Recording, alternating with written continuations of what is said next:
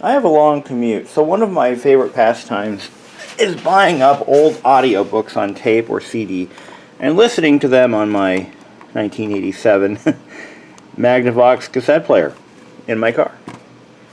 Plug it right into the aux jack and let it go. And the thing about these books on tape is they're often very expensive when you buy them new. I mean, really expensive. And you know, sometimes you find them with missing tapes, but I found this copy of The Grapes of Wrath, a book that I've never actually read, for $7. And I figured, what the hell? But the downfall is nobody rewinds the tapes when they go to switch to the next tape after it ends. So I have about 16 tapes that have not been rewound. Sorry, 12 tapes. So I did what any self-respecting human being would do. I figured I'd rewind the tapes in my home theater cassette deck rather than the old Walkman type unit. So I did just that, and guess what? It died, and then it jammed up, and I can't get the tapes out. The tape's stuck in there. Tapes, singular, tape. Tapes, plural. All right. Anyway, yeah. So it's now stuck in there forever. So let's figure out what the hell happened. I don't know if it broke a belt or what. I think it broke a belt, and then it ate the tape, and now it's stuck in there. That's my theory, and we're going to prove it wrong in just a minute. Okay, so as some of you may have remembered from previous videos, I got this thing from work. It was taken out of one of our auditoriums, and you know, these are usually pretty well-made units. This is a TEAC, but I see a lot of the ones that we have are made by Denon. But this one, I got the original remote for it. I think I might even have the owner's manual too. But it was used in an auditorium setting for nearly 12, 13 years. Actually, I think it was longer than that. About 14 years. I think I got it about 2 years ago. But it is in pretty good condition because, you know, not many people have touched it. It's not like it's used every day or anything like that. But yeah, I think what happened is, well, I think the belt broke. That's what I really think went wrong with it. And I was hoping to use it to rewind all 12 cassettes because a unit like this can handle the job normally pretty easily. But it turned out today was not my day. I've had this thing for almost 2 years now. Never really use it. I haven't. No, it's not been that long. It's been 1.5 years maybe. But let's see what's going on here. Oh, it's stuck. Of course.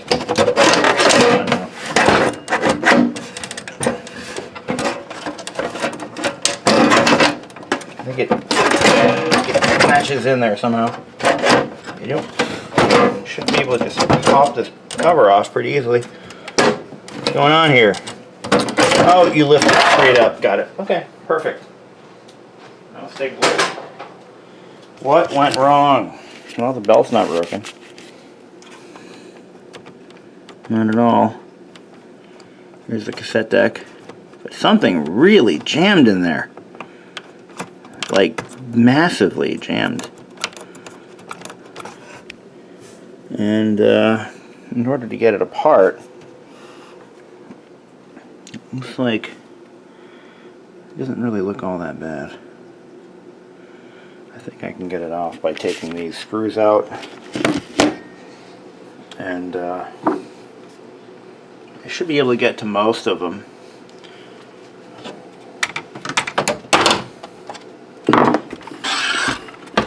You know, maybe,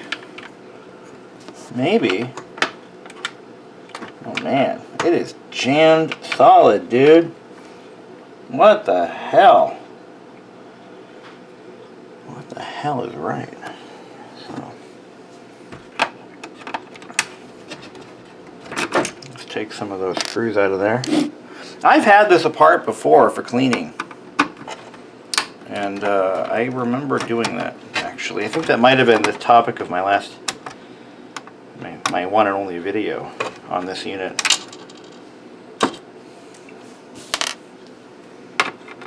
But that's okay. You know what? If it's broken and dead and everything, I see these units pop up all the time at my local Sabres.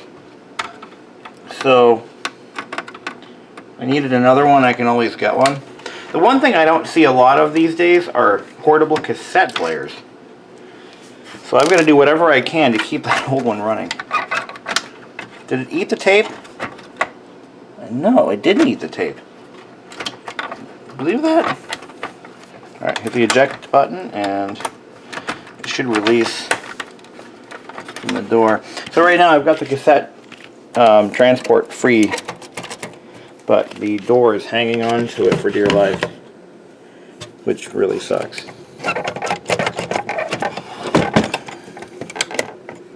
There we go. I'm free! Now what in the God's darnation happened here? Why did that happen? Why is it jammed solid? Let's see, can you see this? Probably not. I should grab my tripod, but I'm like, nah. Nobody wants that, right? So this is an auto reverse mechanism. You can see how the head is mounted on a rotation device. Wait, no, this one doesn't rotate, does it? Yes, it does. So some of them rotate. This is one of those ones. And what happened was it jammed up when I was what was I doing?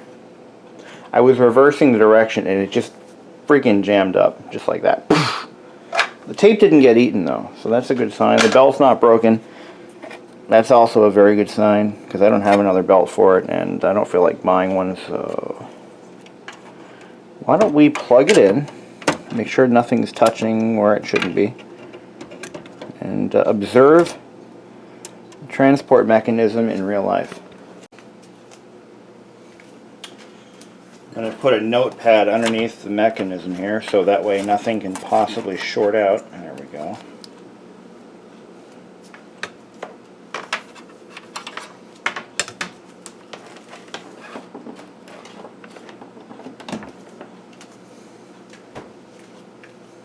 There we go. Turn it on. Oops. There we go. CD player is kicking in right now. So let's hit the play button. Oh wait, I think you have to have a tape in there for it to do that. Or the door has to be closed or something. No? It thinks it's open. Well, it is. You know, technically it's oh yeah. Alright, I think I have to remount it for that to work. So if I unplug it, turn it off, put it back on again, do a power check. Yeah, alright. Okay. Let me put the cassette transport back in. I'm going to unplug it even though the power supply is over here in the back. Everything else after that should be reasonably low voltage. So let's get this tripod in place. I guess I'll use it for this video. I hate this tripod. It's always in my way. I need a camera person. That's what I really need. It's hard to do this kind of work in such yeah. I wonder if there's something in here that could be lubricated to maybe prevent this from happening. Or is something actually broken? See, I don't see anything broken. Could be just a lack of lubrication. I'll have to take a look at that. Now, where does this go? Oh, there's the eject button. Yeah, that's the eject button. So that's going to go in the bottom here. All this to rewind a couple of freaking cassette tapes. You wonder why I hate cassettes so much. I really do. What I could do is just subscribe to one of those, I think it's audible.com or one of those modern day websites. You can get all the books on tape that you want for like a flat fee of some random amount of money. But there's nothing like, I don't know, I like using old technology, even though there's something better. I think a lot of the viewers of my channel can sympathize, because we're all pretty much, many of us are similar in those ways. I mean, I'll cite one example. Spatz Bear and Harley Badger, I mean, they still use vacuum tube CRT television sets in their home because they can, which is kind of cool. I like that. Even though modern televisions have much better video quality or image quality, they still use that old stuff because they can and because it's fun and it's unique. But I don't normally use cassettes for anything. I pretty much largely abandoned the cassette format about 15 years ago when I went all CD. With one exception. I found myself in possession of a 1987 Nissan 300ZX with a factory cassette deck and equalizer and steering wheel mounted controls. Back when those features actually meant something. And anyway, so I had to rebuild my cassette collection overnight so I could take advantage of all that. And it had a very nice cassette deck. As cassette decks go, it was a very nice one.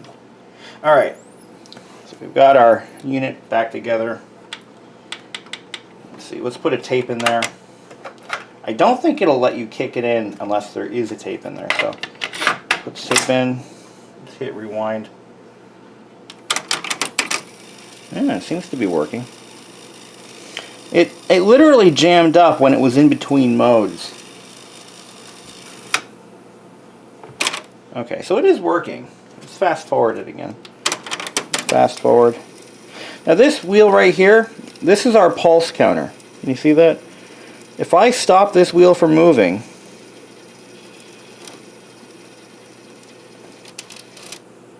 it's supposed to, yep, it kicks out. So that works.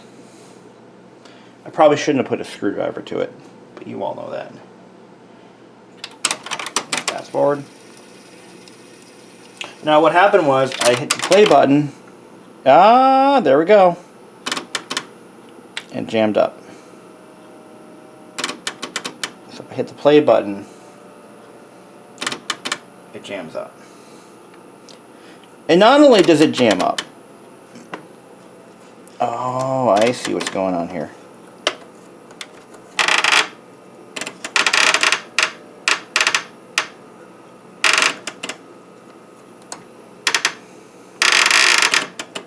Yeah.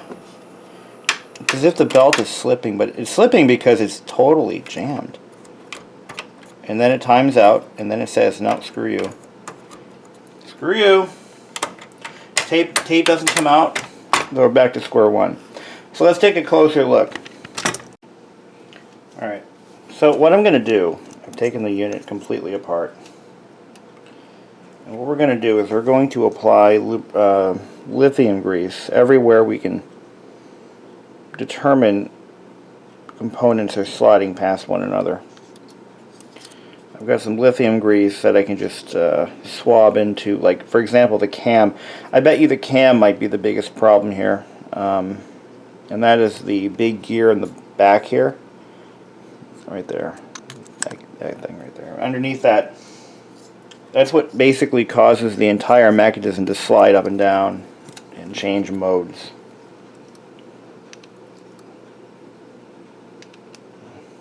But really, I think our problem is bigger than that. I actually think that something is actually legitimately broken. That's what I think. That's what I really think.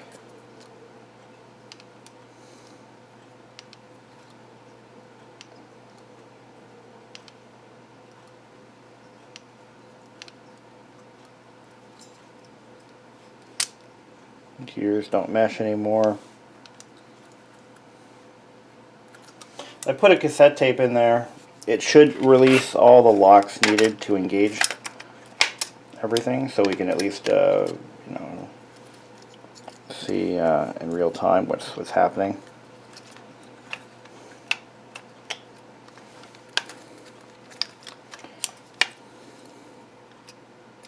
Yeah, it's just jammed up solid. Alright. What more can I do without being destructive here? After studying the transport mechanism and seeing how each part interacts, I did get it to free up after I applied a little bit of grease to the cam gear, but I also found that the belt was definitely slipping. Now, in order for this mechanism to work properly, these two pulleys have to move in unison. And if they don't, if there's any slippage between the two, it'll jam up. So I took the belt off, and I used a method that I don't really believe in too much, because it's actually kind of probably the exact opposite of functional or effective. But it does temporarily fix these types of issues. I took the belt and cleaned it with rubbing alcohol. I have had luck with that before, and I'm going to do the same thing to the round belt on the bottom here. Just noticing I didn't do that. I'll take that off, and what I do is I take a paper towel, and I see, look at all the oxidization that we're getting off of it. Over time, rubber oxidizes. Sometimes it breaks down. Sometimes it turns into basically goo. These belts are not gooey. They're still belty. Wait, let me rephrase that.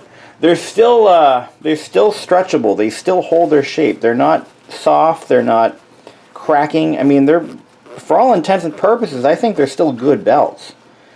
I had one instance where I bought new belts for a VCR. Actually, it was the very first thing I ever fixed when I bought this condo. A friend of mine gave me a VCR back when VCRs were still relevant, and it had a little bit of a belt slipping issue. The VCR was over about 12 years old at the time. So I took that VCR, set it up in my house, and it worked a little bit, but it definitely had some belt slipping going on. So I took the VCR part, and I identified that it had a failing, I think it was one of the main drive belts. So what did I do? I ordered a belt kit for it, brand new belt kit. And within 1 year, all the belts that I bought for that VCR had turned to mush. And I bought the kit from a reputable source. It wasn't like, ChineseBelts.com. It was a legitimate, I forget which one I bought it from, or bought the kit from. But I also, at the same time, I replaced a suspect transport selector switch, probably unnecessarily, but I figured why not. And I did a couple of other odds and ends. But what happened again, the belts that I put in it had failed, all of them. They just turned to mush. So after that experience, I've been fairly hesitant to just jump in and replace every belt on a transport mechanism as a matter of course. Sometimes I'll try to recondition them if they're still in solid condition, if they're still belty, as one might say. As is the case with this one. So, once we get everything lined up, what I like about this is once you get everything lined up and it's in place, simply close the door and it locks everything down. So you can reconnect wires and put the mounting screws back in. But I think we fixed it. I think that'll fix it. I think we'll be okay now. And if I'm thinking back to when I got this unit, I believe it had the same problem. And once I did that, we'll call it belt reconditioning for the sake of argument, it worked for a little while. But ultimately, I should try to find a belt kit for this thing, and try to find a good quality one.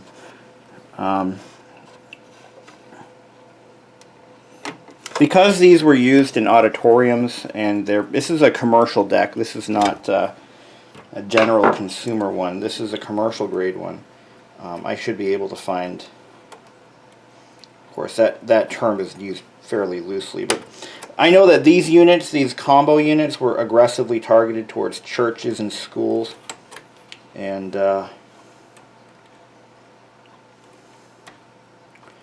just because they were, you know, all-in-one solutions. They fit nicely in those lockable wall boxes, cabinets, AV cabinets. I think there's a rack mounting kit for this one available. You know, it's not a bad unit. It's just a very old one at this point. You know, it's almost 20 years old. So, is that it? Got everything hooked up? Okay. So let's go ahead and plug it back in. Oh, I didn't even unplug it this time. Put the cassette in there. Of course, if I fail, you know what? I'm not going to use my John Steinbeck cassette. I'm going to use. Here we go. I'm going to use this one. This is a cassette that I've had since high school. It's nothing really important on it, so here we go. Fast forward just to make sure. Uh-oh. No, we didn't fix anything. Either it's out of, I think it's out of time at this point. That must be it. It's definitely more than likely out of time at this point. Shit. No, it's out of time. So, in all of our endeavors, we fixed nothing. I think the timing is off. And once that happens, you kind of need to know more about that particular transport mechanism to get it back in time.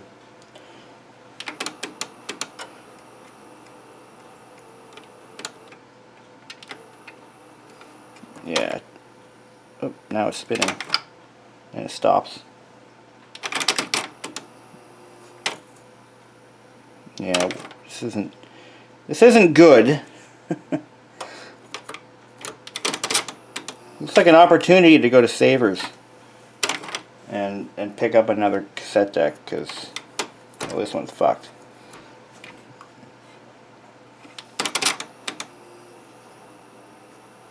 I didn't reverse those leads, did I? Got me wondering. If I had these reversed, though, that would certainly cause a problem now, wouldn't it? Let's take a look. What have we got to lose now? No, I'm pretty sure they're not. But what the hell?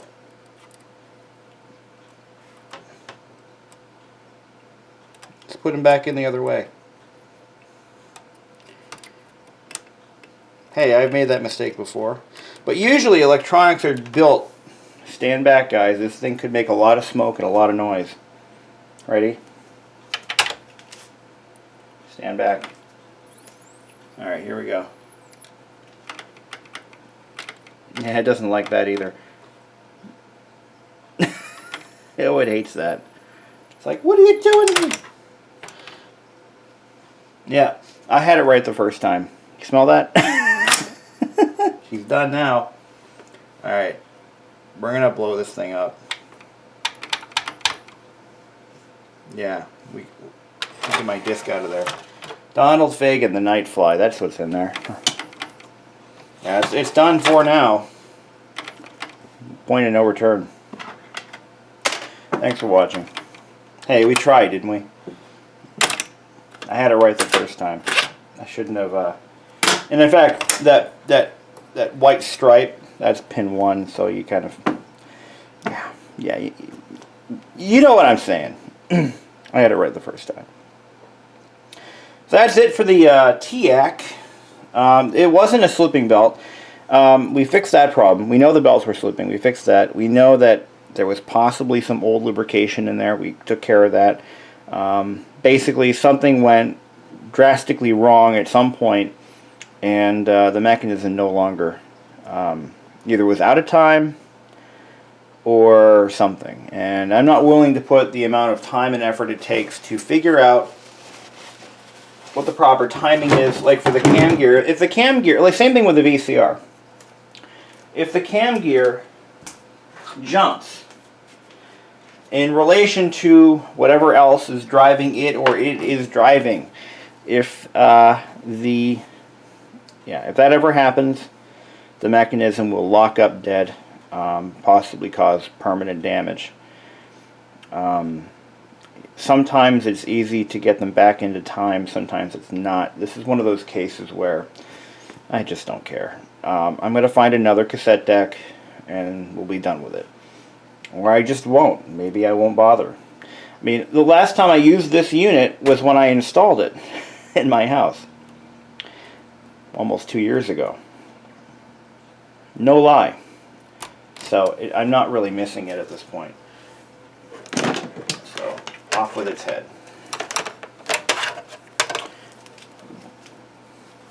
The really sad part though, what I'm really upset about is that I have the remote for it, which is really, it's hard to find, you know, the remote controls for these units because they usually get lost.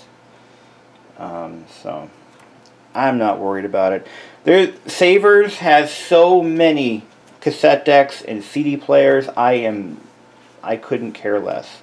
In fact, they have some really nice old 5-disc CD changers. I'd like to pick one of those up. I used to have one, but I gave it away. For whatever reason, I gave it away. But I had a nice Sony 5-disc changer, and I wasn't using it, so it, you know, out the door it went. Well, at least we still have the 87 Magnavox, which, by the way, it has a slipping belt too, so we're going to take care of that.